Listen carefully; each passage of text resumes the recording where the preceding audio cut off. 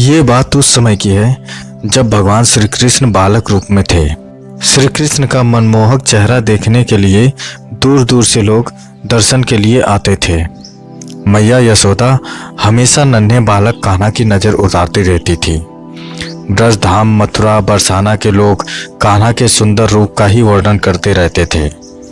ब्रज धाम में एक सुखिया नाम की मालिन आती थी। वह फल, फूल और सब्जी बेचकर अपना गुजारा किया करती थी।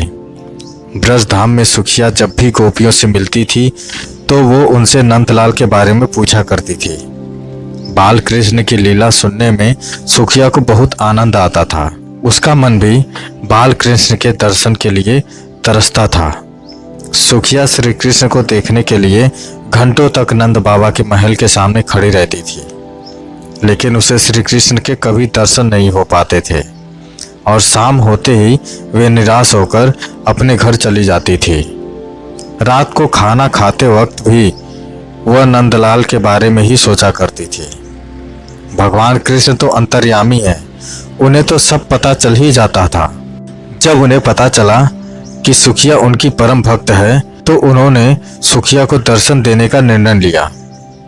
अगले दिन सुखिया ने नंद के महल के सामने आवाज दी, फल ले लो, फल ले लो।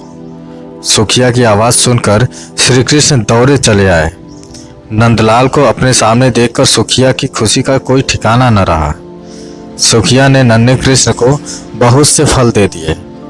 नंदलाल उस समय बहुत छोटे थे तो उनके हाथ में फल नहीं आते थे।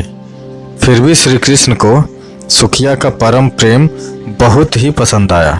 फल की कीमत चुकाने के लिए श्री कृष्ण बार बार महल के अंदर जाते और मुट्ठी भरकर अनाज लाने की कोशिश करते, लेकिन सारा अनाज रास्ते में ही बिखर जाता। सुखिया को भगवान कृष्ण 2-4 दाने ही दे पाए। सुखिया के मन में इस बात का कोई मलाल नहीं था। वह तो बहुत खुश थी कि आज उसने अपने हाथों से भगवान को फल दिए और उन्होंने वो फल खाए। सुखिया मुस्कुराती हुई अपने घर पहुंची। उसकी फल की टोकरी खाली थी क्योंकि वो सारा फल श्री कृष्ण को दे आई थी। घर जाकर उसने टोकरी अपने सिर से उतारी तो पाया कि उसकी टोकरी हीरे जवाहरात से भरी हुई है। सुखिया समझ गई ये भगवान की लीला है।